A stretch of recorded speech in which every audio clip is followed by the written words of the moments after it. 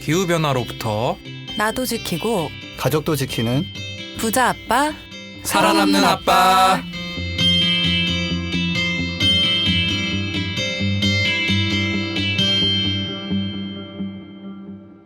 안녕하세요. 팟캐스트 부자 아빠 살아남는 아빠입니다. 기후변화로 급변하는 경제산업 구조 속에서 우리들의 가족도 지키고 재산도 지킬 수 있는 방법을 지금부터 알려드립니다. 네, 안녕하세요. 요즘 원치 않는 이모화 돼가고 있는 김나연입니다. 네. 누가 이모로 만드는 거예요? 제 친구들이요. 아 진짜 네. 이모 같대요? 아니요, 이모가 되고 있는 거죠. 이제 아이를 가지고 아이를 낳고 하다 보니까 아 그렇구나. 응? 또 근래 들어서 딱 2명이 되게 애엄마가 되기 시작하니까 그렇게 뭐, 빠르게 소식을 전해줘서 그렇구나. 그런 친구랑 이제 그만 만나면 돼요. 왜요? 아, 왜요? 왜? 이모화가 그럼 중단되잖아. 그렇구나. 이모화 캔슬. 아닙니다. 또뭐 지수스 뭐 안 좋은 일 있으세요? 왜 그래요? 아니 나는 항상 이제 좀 친구랑 색다른 관계를 해결책을. 단절해야 된다면 이모화 하도록 하겠습니다. 아 그렇구나. 그럼 뭐 그것도 예. 선택인 거고 인생은 선택을 하면 되니까. 요즘 뭐 결혼이랑 이런 출산 같은 거는 완전히 그 선택의 시대여가지고 맞아요. 그 지금 이미 그 70년대 초반 그분들 얼마 전에 통계청인가 어디 조사한 거 보니까 이미 그 나이 때 비혼을 선택하신 분이 많다고 하더라고요. 20-30%인가. 그러니까 밑에 세대로 갔으면 비혼 비율이 많이 늘어나겠죠. 아무튼 좀 고민이 됩니다. 그거 뭐 제가 고민할 거 아니고 보건복지부 인구 담당하시는 분이 고민이 되실 것 같고. 지저쌤은 뭐 또 오늘 자기소개. 뭐 저는 극단적인 솔루션도 포함해서 항상 생각하는 김재석입니다.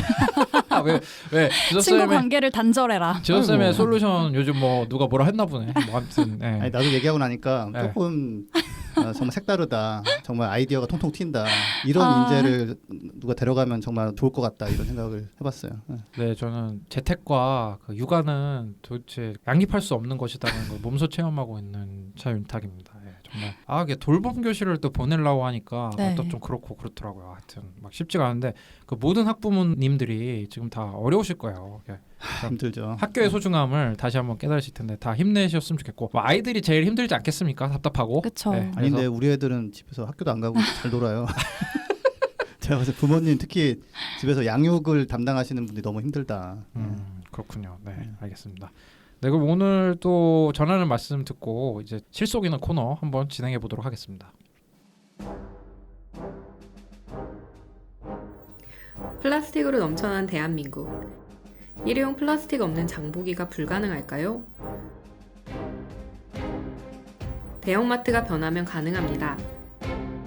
그린피스의 플라스틱 제로 캠페인을 검색해 대형마트의 플라스틱 제로를 요구하세요.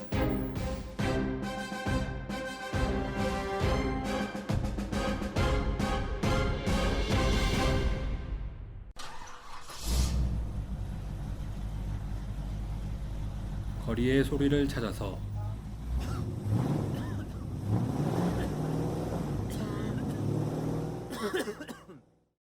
이 소리는 기후위기를 심화시키는 내연기관차가 매캐한 매연을 뿜으며 지나가는 소리입니다.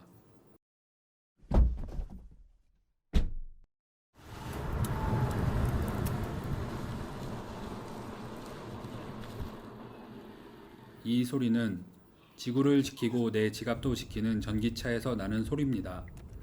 환경과 전기차에 대해 더 궁금하신 점은 그린피스 홈페이지에서 내연기관차 이제 그만 캠페인을 검색해 주세요. 붓바살바의 간판 코너죠. 주간 전기차 한번 시작해 보도록 하겠습니다.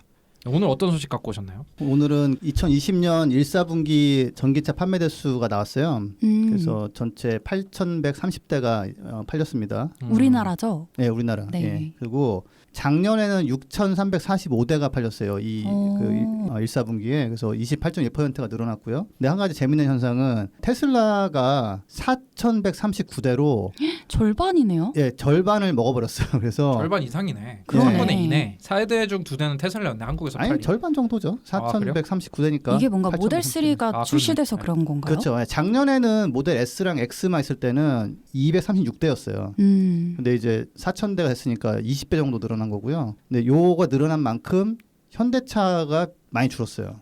그래서 2,121대로 35.7%가 줄었고 코나가 1639대가 팔렸다고 그래요. 그것보다도 더 재밌는 거는 코로나 사태인데 성장했네요. 전기차는. 그니까요. 예, 코로나 아, 예. 속에서. 뭐 그렇죠. 예, 전기차는 뭐 아직까지는 그런 추세가 있어요. 전 세계적으로. 네. 예, 그리고 기아차가 만든 좀 제일 인기 많은 니로라는 차가 있는데 그게 860대가 팔렸는데 이거는 작년 대비 한 절반 정도로 줄어버린 거예요. 근데 현대 기아 전기차도 기술적으로 매우 우수하다고 하는데 그니까요. 왜 이렇게 좀 테슬라에 이렇게 밀렸나? 왜 좀 그 외제 선호 이런 건가? 아니면 가격이 너무 비싼가? 국산 차가? 좀. 예, 여러 가지 뭐 이유가 있는데 이제 한 가지 재밌는 거는 모델 3가 나오기 전에 현대차가 코나를 내놓고서 야 이제는 내 차례야 일론. 너희들도 좀 내놔봐 좀 이렇게 했었어요 광고를.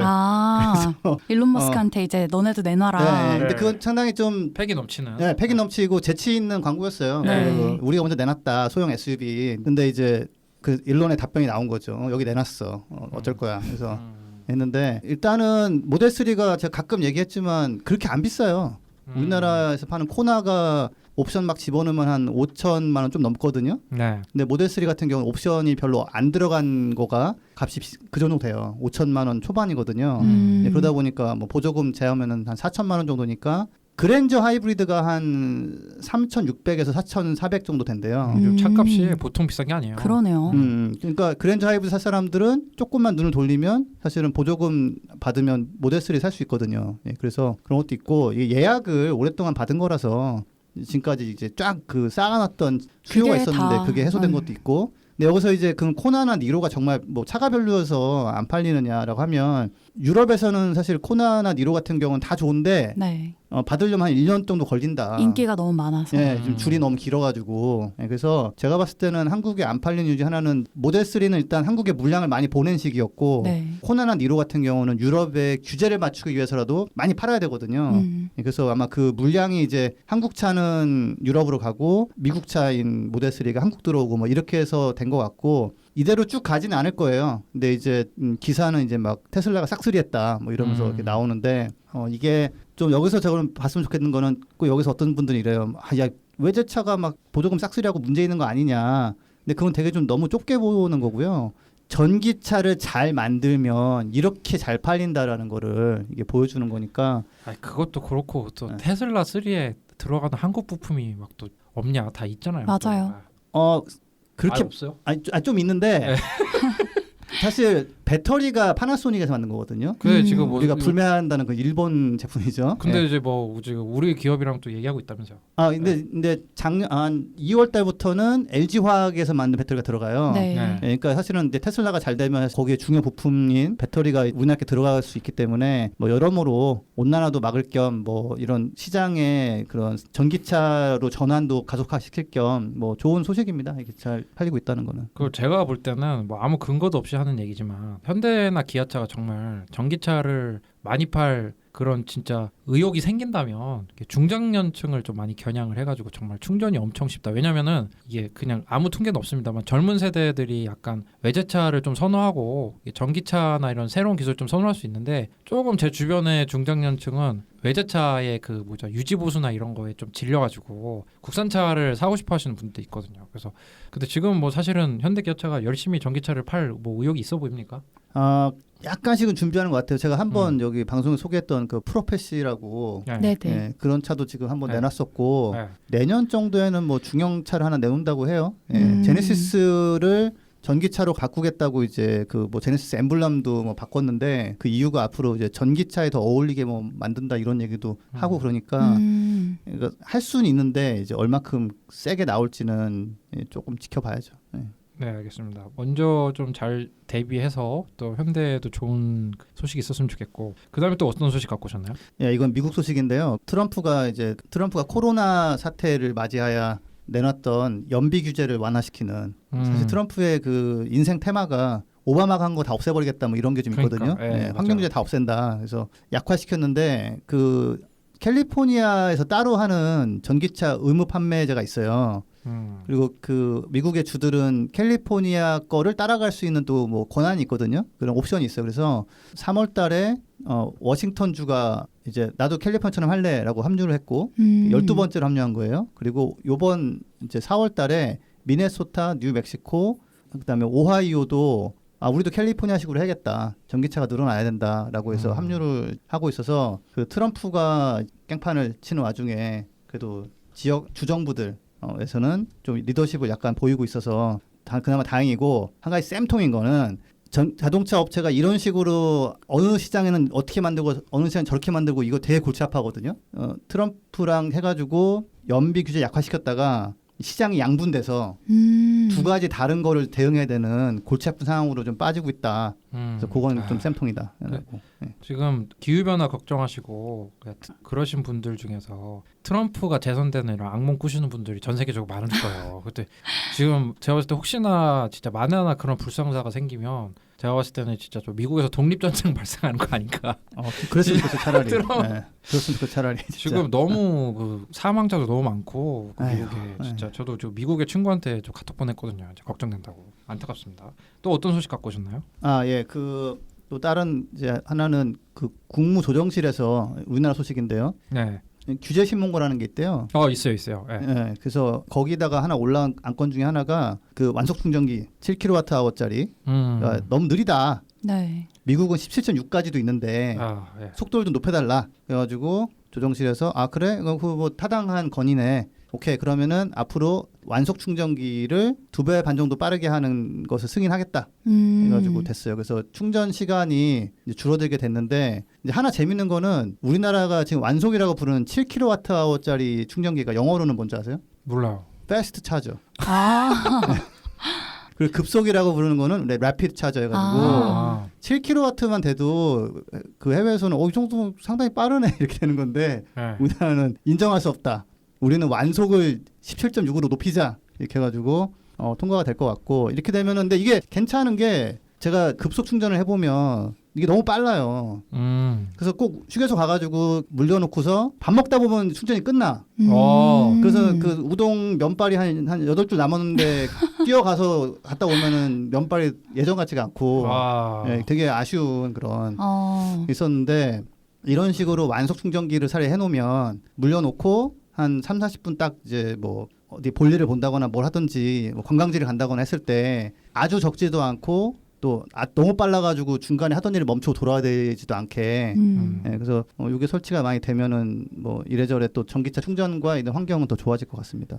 저 얼마 전에 그 고속도로 이제 휴게소를 잠깐 들릴 일이 있었어요. 그 코로나 때문에 잠깐 이제 지방에 가 있는 아이 때문에 또 그 대중교통 타고 갈 수는 없으니까 가까운 근교 갔는데 전기차 충전소 위치가 너무 안 좋더라고. 휴게소에서 너무 막 이렇게 좀 외딴 데다가 해놨고 마음이 아팠어요. 수소 충전소도 있고 그런 데였는데 그거는 이제 장단점이 있어요. 네. 그게 좋은 데에 해놓잖아요. 그럼 다른 차가 돼요. 그래서 저는 차라리 떨어져 있으면 그러면 항상 비어 있거든요. 그게 좀 그런 것도 조금은 있어요. 그래서 그것 때문에 그렇게 했는지는 모르겠는데 그 좋은 자리에다가 전기차 충전소 해놓으면은 왜 전기차만 저렇게 해놓냐고 또 막 시비가 붙어가지고. 근데 점점 전기차가 늘어나면 또 충전기도 늘어나고 조금 더 좋은 자리로 오지 않을까요? 뭐 그럴 수 있죠. 너무 근데 좋은 소식인 것 같아요. 이게 한국이 또 그 빨리빨리의 나라 아닙니까? 또 국가번호 82. 네.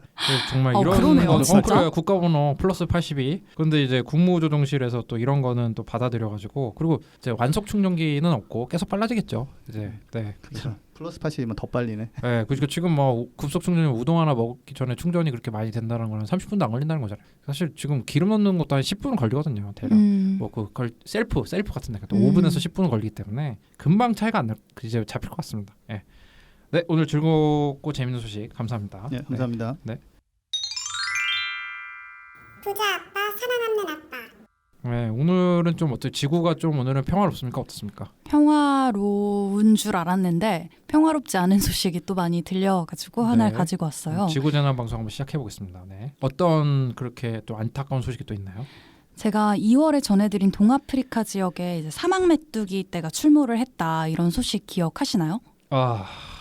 그 기억 안 할 수가 없죠. 그쵸? 너무 충격적이어가지고. 근데 이 사막 메뚜기 떼가 또 다시 한번 창궐할 가능성이 되게 커졌다고 해요. 그때도 말씀을 드렸었는데 다시 한번 말씀을 드리면, 이 사막 메뚜기 종이 한 마리당 몸무게가 2g 밖에 안 되는데 매일 자기 몸무게만큼의 곡물을 먹어 치운대요. 그러니까 우리가 우리 몸무게만큼의 음식을 하루에 먹어 치우는 거죠.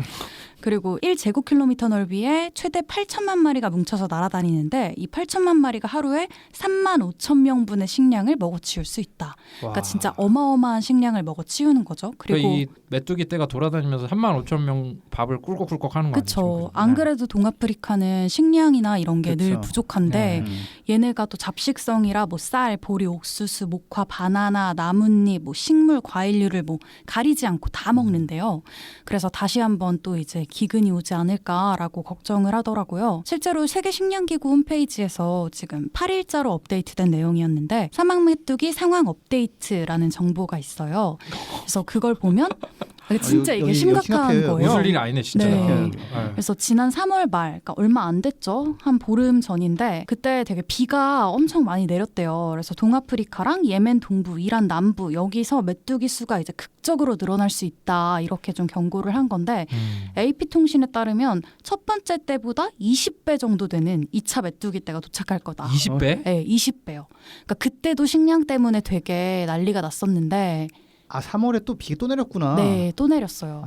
그래서 이게 문제가 그거예요. 5월에 이제 메뚜기 알들이 부화를 하게 되면 6월 말에서 7월에 메뚜기가 때를 이룬대요. 근데 이때가 또 곡물을 수확하는 그 시기가 이제 딱 시작될 때라는 거예요. 60만 명을 그냥 한 번에 먹어치우는 그런 메뚜기 떼가 온다는 것도 이거 영화 우리나라 소재 같아요, 국군보다 더 많은 거 아니야? 와. 진짜 어마어마한 건데 이제 메뚜기가 이 지역의 주식인 카사바를 먹어치우면 이제 진짜 식량이 너무 없어지게 되는 건데 카사바가 뭐냐? 그 열대지방의 주요 식량이라서 이게 단백질 원으로는 조금 부족한데 그 열량이 되게 크대요. 윤탁쌤은 아실 수 있을 카사바 것 저 잘 같아요. 알죠. 네. 60만 분의 식량을 그냥 얘가 돌아다니면서 먹어치운다는 게 어마어마한 거거든요. 이게 보급 지금 쪽에 계신 분은 잘 아시겠지만 그죠? 네. 이게 FAO에 따르면 지금 뭐 60만 명도 아니고 수백만 명이라고 하더라고요. 지금 기근에 시달릴 걸로 예상되는 사람들이. 그 카사바도 고구마 비슷하게 생긴 건데 네. 그 좀 진짜 주식 중에 하나인데 이게 참. 근데 더 문제가 지금 안 그래도 코로나19가 창궐해서 난리잖아요. 전 세계가.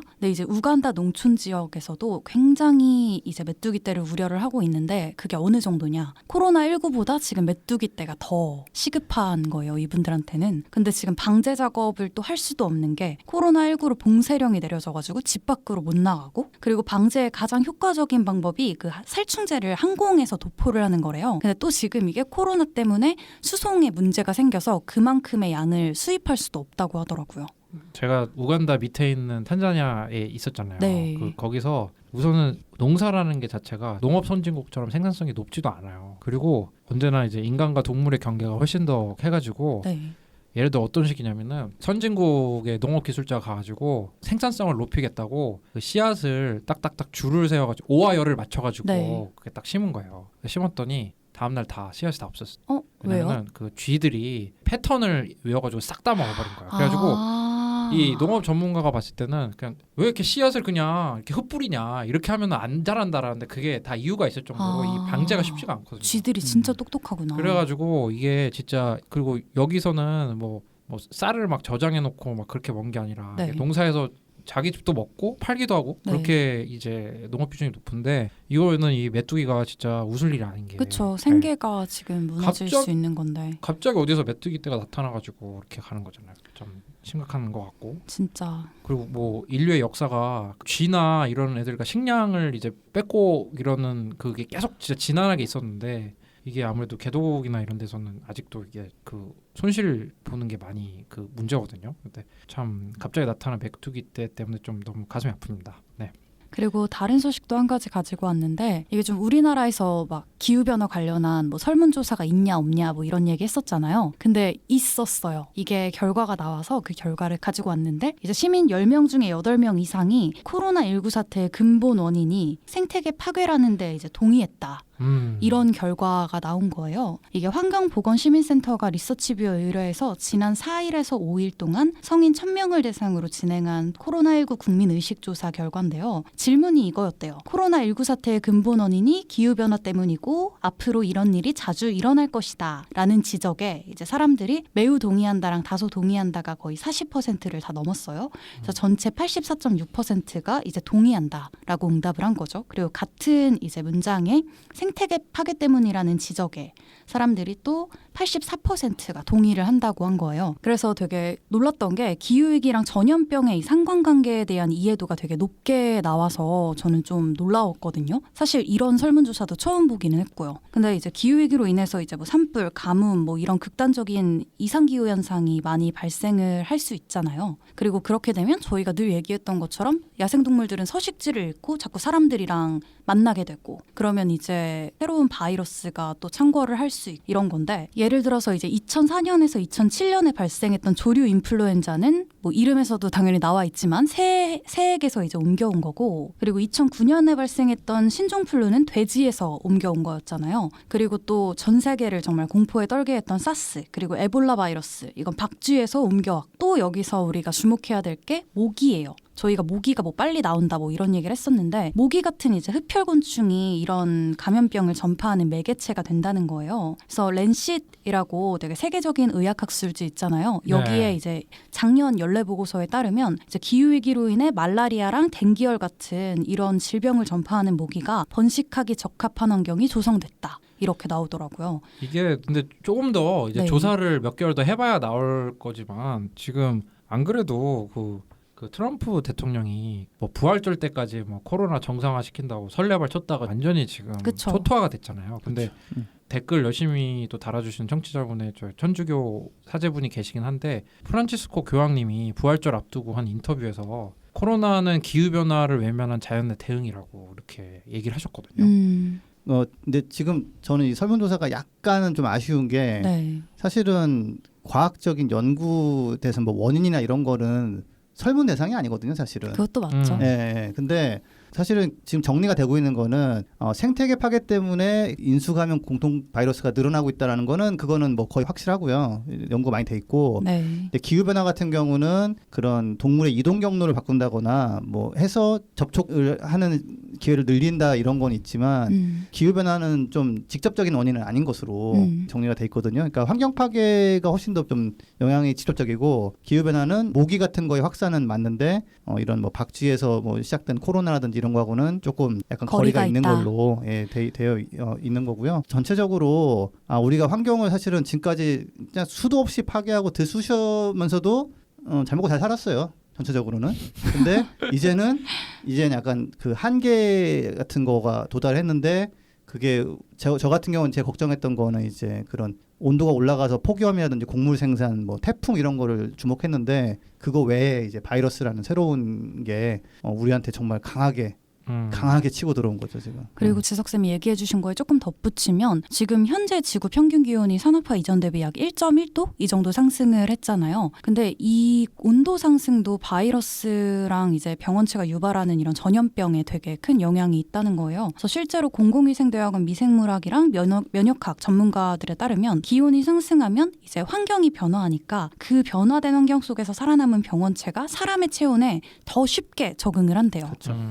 그래서 이런 것도 있고 조사를 발표한 분이 또 천주교 신부님이시더라고요. 그래서 네. 나중에 맨 밑에 가서 알았는데 네, 이분이 이제 이 조사의 의의에 대해서 뭐라고 설명을 했냐면 이 조사를 통해서 코로나19랑 기후위기, 생태계 위기의 연관성에 대한 공감대가 어느 정도인지 확인하고 싶었다라고 얘기를 하셨어요. 그래서 저도 이 조사를 통해서 그래도 우리나라에서 뭔가 기후위기랑 뭐 이런 거에 관련한 시민들의 인식을 볼 수 있는 기회가 없었는데 좀 처음으로 볼 수 있어서 되게 의미가 있었던 것 같아요. 맞아요. 공감대하기는 위한 설문이면 뭐 물어볼 수 있죠. 네, 또 뭐 과학적 사실을 갖다가 설문할 필요는 없는 거죠. 이게 뭐 6.25가 남침이냐 북침이냐 설문했던 막 그거 있었잖아요. 그러니까 용어는 잘 헷갈릴 수 있지만 어쨌든 사람들이 느끼고 있다는 거예요. 이거는 어느 정도 인간과 생태계의 경계가 허물어지면서 발생하는 질병이라는 거를 네. 있고 그리고 요즘 저희가 너무 천주교 쏠림 현상이 발생하고 있는데 개신교와 불교에서도 이런 거 많이 활동해 주시면 저희가 언제든 근데 소개해 드릴 수 있습니다. 개신교에서도 또 네네. 기후위기 뭐가 좀 관련해서 뭐 나왔는데. 있었어요. 네, 네. 맞아요. 그래서 제가 다음에는 개신교랑 불교 쪽도 좀 조사를 해오겠습니다. 네. 네. 그리고 하나 제가 이제 좀 더 자세하게 다뤄보려고 준비는 안 해왔는데 네네네. 우리가 호주 산불이 한 6개월 갔잖아요. 네. 지금 호주 물 속에서도 약간 불이 났어요 지금. 물 속에서 불이 나요? 그러니까 산호초가 이유가 뜨거운 물 때문에 수온 때문에 네. 대량으로 죽어나갔거든요. 아. 이게 약간 이제 다른 사건이 워낙 많아서 지금 안 다뤄지고 있는데 요 관련해서 한번 제가 다음에 녹음할 때 다음 한번 녹음에 제가 소재로 쓰겠습니다. 네.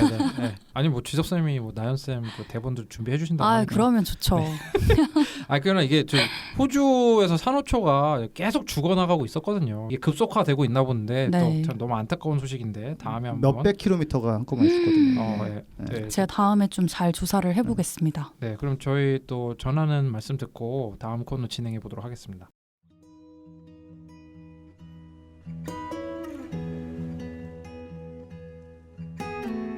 이 방송은 여러분의 소중한 후원으로 만들어집니다.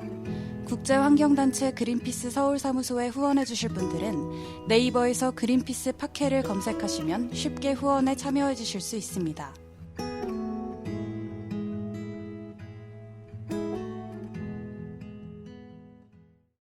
네, 화제의 코너죠. 그린피스 연대기. 네, 지금 반응이 그렇게 또 와. 나쁘진 않은 것 같아요. 또 댓글 달아주시고 좀 자신감 얻어서 또 해보겠습니다. 또 제가 이 코너를 또 준비한 이유가 좀 큰 그림이 사실 있습니다. 내년이 그린피스 설립 50주년이에요. 그래가지고 대중분들에게 좀 사전 안내도 해드리고 또 이제 인사팀이 또 팟캐스트 들으면 아, 창립일에는 좀 쉬어줘야겠구나. 그런 걸 좀 느낄 수 있도록 이렇게 그린피스의 이 히스토리를 이렇게 제가 지금 얘기를 하고 있는데 그럼 50년에 한 번씩 쉬는 거예요? 아니면 아, 매년 한 번씩 쉬는 거예요? 아, 그래서 이렇게 우리가 그린피스라는 이름의 배가 캐나다 밴쿠버 항을 떠난 게 1971년 9월 15일이잖아요. 네. 우리가 이거를 국제적으로는 설립기념일로 하고 있잖아요. 1971년이니까 내년에는 50주년이 되는 거죠. 환경단체 뭐 더 오래된 데도 있지만 또 그린피스라는 환경단체가 50년 됐다라는 거는 또 의미가 있는 것 같고 자축을 좀 하고 싶습니다. 그래서 지난 방송 때 좀 예고를 드린 것처럼 오늘 방송에 그린피스 역사상 첫 빅토리가 공개되거든요. 그러니까 빅토리라는 뜻은 이제 그린피스가 진행하는 환경 캠페인에 유의미한 진전이나 결과가 나왔을 때를 말하는데요. 참 뭐 어떤 건지 좀 고민해 보셨어요? 어떤 걸지? 전혀 고민 안 해보셨죠? 궁금하지도 않았고. 네? 첫 빅토리가 뭐였는지. 아, 저는 고민했습니다. 네. 네, 지석쌤한테 먼저 답변할 기회를 드릴게요.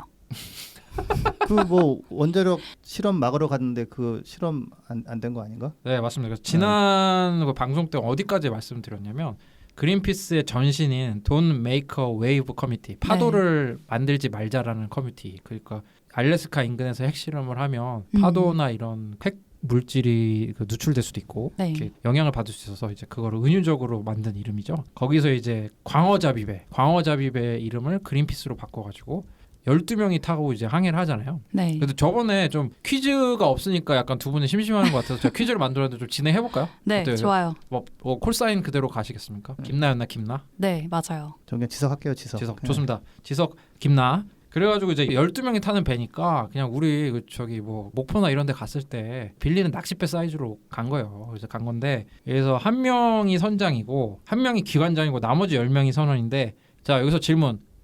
이 부서 인원을 가장 많이 태웠다. 자, 정답. 네? 이 부서? 이 관련 파트 사람을 가장 많이 태웠다. 김나. 커뮤니케이션. 딩동댕. 와. 아, 그래서 이게 그때 당시 초대 회장이죠. 밥헌터 회장이 사실은 10명이 타고 가는 배에 누가 관심 있겠냐면 그때 나름 원대하게 하이레벨 익스포저, 그러니까 미디어에 우리가 많이 노출하겠다는 계획을 세워가지고 선장과 기관장을 제한 10명 중에 4명을 커뮤니케이션 관련 인력을 태웁니다. 벤 맥칼프라고 연극 비평가이자 기자이자 이제 PR도 했었던 사람이랑 이제 커밍스, 밥헌터, 딕 피네베르그 이렇게 하는데 사실은 이게 그렇게 대단한 죽을 수도 있고 하는데 뭐 그런 의도를 가지고 간 건 아니고 벤 맥칼프 같은 경우는 이제 어쨌든 기자를 다룰 줄 알았고 그 다음에 아내한테 위치를 계속 알려줬고 커밍스라는 사람은 이렇게 더 조지아 스트레이트라는 그 캐나다의 언론사인데 약간 뭐라고 해야 되나 언더그라운드, 그러니까 약간 사실은 타블로이드급이었어요. 타블로이드급인데 이제 더 조지아 스트레이트가 약간 좀 아직도 있더라고요. 이 언론사 아직도 살아있는데 그래서 타블로이드급의 이제 우리 항해 소식을 알려주기로 했고 밥헌터는 이제 밴쿠버 선이라고 이제 지역 소식지 이런 거 있잖아요. 그런 데다가 이 칼럼을 하기로 했거든요. 사실 지역 소식지가 엄청 유명한 뭐 폴 크루그먼 교수 이런 사람들이 칼럼을 싣는 게 아니라 이러다 뭐 50년 된 저기 뭐 그 동네 쌈밥집 주인 아주머니가 뭐 사는 얘기 쓰고 막 그렇게 하는 건데 거기다가 이제 싣기로 했고 자 여기서 또 질문이 나갑니다. 딕 피네베르그라는 이제 조교수 출신이죠. 이분이 이제 알래스카의 신문이랑 워싱턴 베이스의 이 통신사의 이제 항해 소식을 알리게 되는데요. 이 통신사 이름은 무엇일까요? 이 통신사 이름은 해외 언론사로도 자주 쓰이고 또 이제 그 한국에서 유명 연예인의 사진을 찍어서 보도하는 것으로 유명합니다. 김나. 디스패치. 맞습니다. 정답. 아. 디스패치 인터내셔널이라. 아 오늘 게임이 안 되네요. 지석쌤 분발하세요. 아. 그래갖고 이제 뭐 그때 당시에 AP라든지 뭐 뉴욕 타임스라든지 이런 데를 미디어 파트너로 생각하고 우리 지금 그린피스는 뭐 인터내셔널로 캠페인 홍보할 때 이제 뉴욕 타임스 이런 데랑 얘기를 하잖아요. 네. 뉴욕 타임스 기자가 배에 타서 취재하고 하는데 그때 당시만 해도 이런 소규모 지역 언론에서 했었고 그랬는데 이제 그린피스 홍보를 도와준 거는 사실 미국 원자력 에너지 위원회. 그러니까 지난주에 제가 소식을 드린 게 일요일에는 좀 긴장을 풀고 쉬려고 카세트 테이프를 들었는데 카세트 테이프를 배 나침반 옆에 틀어놔가지고 그 자기장 영향을 받아가지고 항로를 100km 넘게 이탈하잖아요. 네. 그래갖고 이제 미국에서 미군이 알래스카 기지에서 정찰기를 띄우잖아요. 그래서 이제 미국 원자력위원회에서 핵실험을 주관하는 그래서 언론사에 공격을 합니다. 얘네 같은 애들 때문에 지금 미국 국민의 피 같은 혈세 22,000달러를 그 정찰기 띄우는데 썼다. 뭐 그 정도 가지고 그런데 1조 원도 아니고. 그런 식으로 했는데 또 그때 당시 그때 언론에서 또 중립적으로 입장을 실어줘야 되니까 오히려 그린피스 입장도 실어줘야 그쵸. 되잖아요. 양쪽의 의견을 그러니까 다 반영을 해야 오히려 되니까. 뭐 이제 홍보비는 원자력위원회에서 쓰고 아 그런 뜻이었구나. 스포트라이트는 또 그리고 그때 당시에 이런 출항을 하다 보면 배 이름을 꼭 써줘야 되거든요 기사에. 네. 네, 배 이름을 이제 그린피스라고 지었잖아요. 네. 그래서 그린피스가 언론에 오히려 금방 노출이 되기 시작합니다. 그래서 출항을 9월 15일에 시작하고 열흘도 되지 않아서 첫 빅토리가 나옵니다. 첫 빅토리가 나오는데 이 빅토리에서는 굉장히 좀 의미가 있는 게 저희가 참 캠페인을 진행하면 뭐 열흘 안에 빅토리 나온다는 게 되게 힘들잖아요. 없죠. 변화를 만들기가 쉽지 않은데 밥헌터가 이제 이렇게 얘기합니다. 뭐 그것은 주요한 정치적 승리였고 변화의 시작이었다라고 표현한 게 뭐였냐면은 캐나다 해안선을 남쪽에서 북쪽으로 쭉 따라가지고 그 암치카 알래스카 인근에 있는 암치카 섬으로 가잖아요. 근데 캐나다 총리가 성명을 냅니다. 핵실험에 반대하는. 그럼 이게 캐나다 총리가 성명을 냈는데 핵실험 반대하는 이게 뭐 대단한 거냐라고 생각할 수도 있고 이게 도대체 그린피스랑 무슨 상관이 있냐라고 생각할 수 있어가지고 제가 당시 언론 기사를 갖고 왔어요. 그래서 언론 기사 갖고 왔는데 그때 당시 총리가 배가 공해 누구도 지배하지 않는 바다죠. 네. 나가기 전에 원래 배랑 통화를 하려고 그랬는데 뭐 나침반 옆에서 카세트 테이프 듣던 뭐 그런 분들이었는데 이 통화가 뭐 연결이 잘 안 됐나 봐요. 그래가지고 결국에는 스테이트먼트를 냅니다. 성명서를 내는데 설마 또 저기 PD님이 또 저번 신앙송처럼 뭐 긴장 있는 뭐 BGM 깔아주시면 뭐 좋고 아니면 뭐 어쩔 수 없고 네, 편집할 것도 그렇게 많이 만들면서 BGM까지 깔아달라고 하는 게 좀 짜증날 수 있는데 노래 불러드릴까요? 네. 지석쌤 저번에 노래 부르시다가 잘려가지고 슬퍼하셨는데 불러주세요. 그대로 갔으면은 지금 구독자 한 500명 늘어났을 진짜 텐데. 예. 그 당시 기사를 제가 좀 번역을 해갖고 왔는데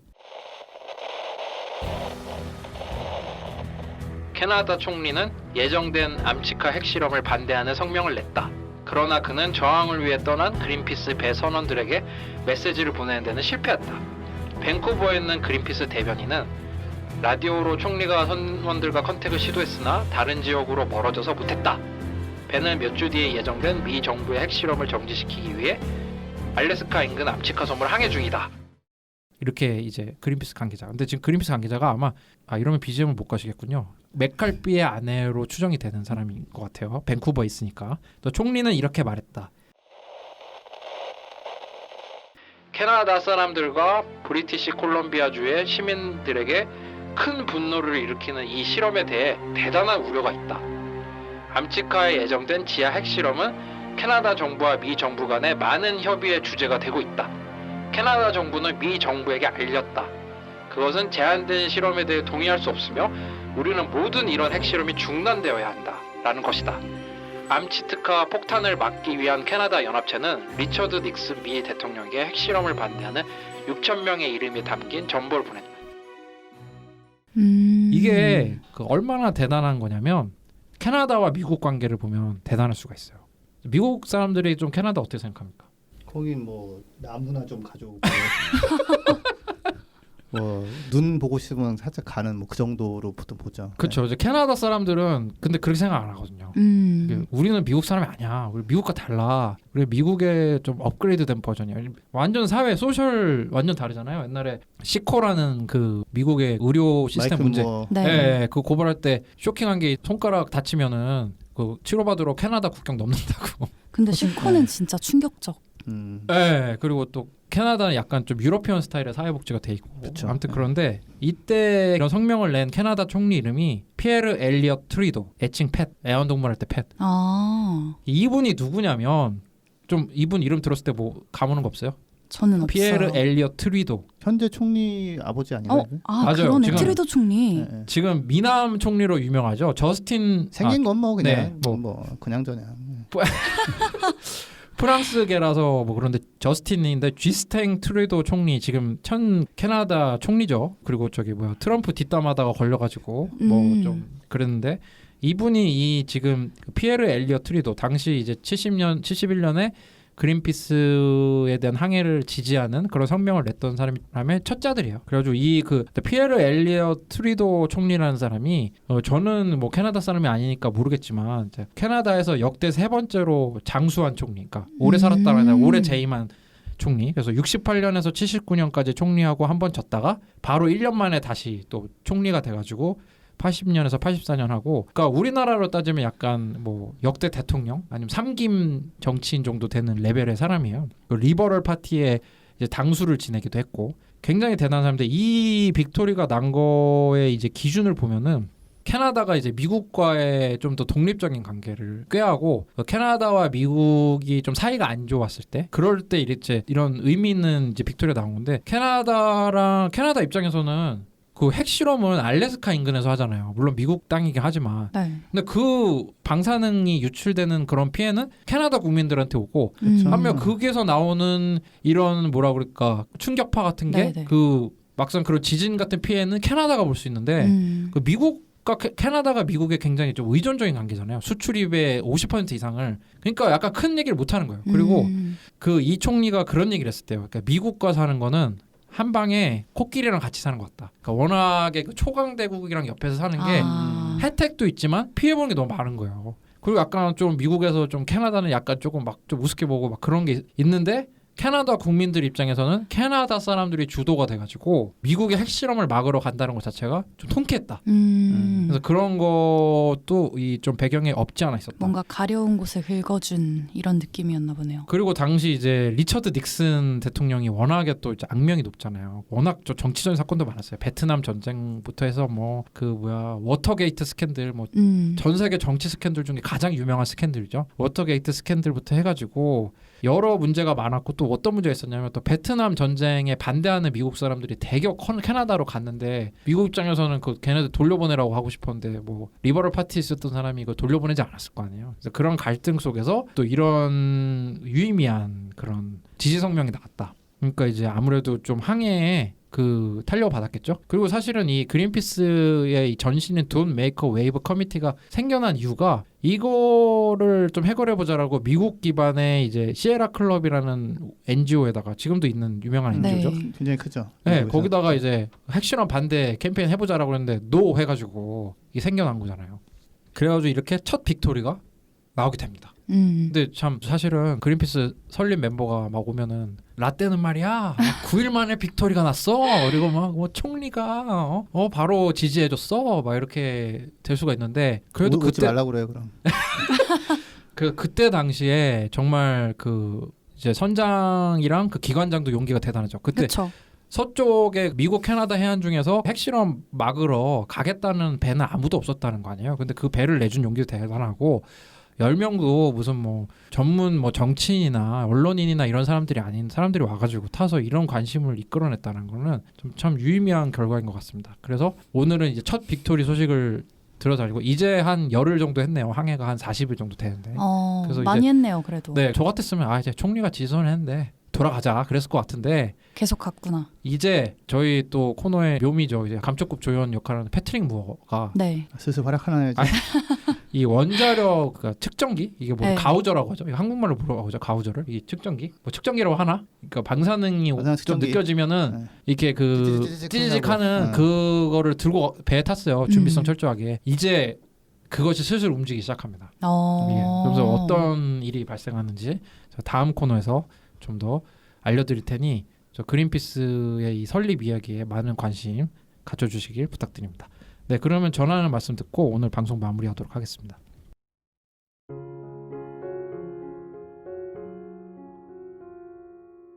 부자 아빠 살아남는 아빠는 애플 팟캐스트, 구글 팟캐스트, 팟빵, 파티, 앵커, 오디오 클립 등을 통해서 들으실 수 있습니다. 방송에 대한 의견이나 참여를 원하시는 분들은 gkr@greenpeace.org로 메일을 보내주시면 저희가 정기적으로 확인하겠습니다. 부자 아빠 살아남는 아빠.